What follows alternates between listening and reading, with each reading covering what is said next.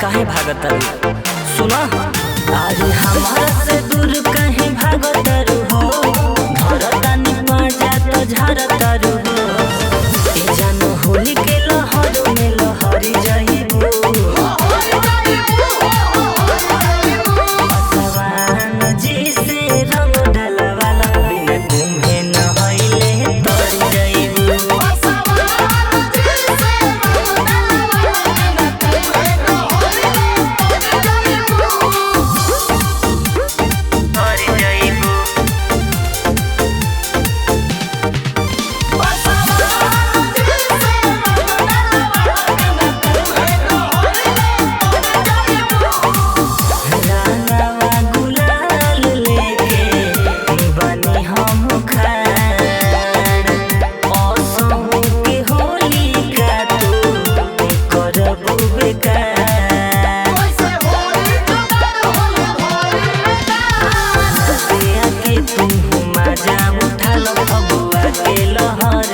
कहर में डाला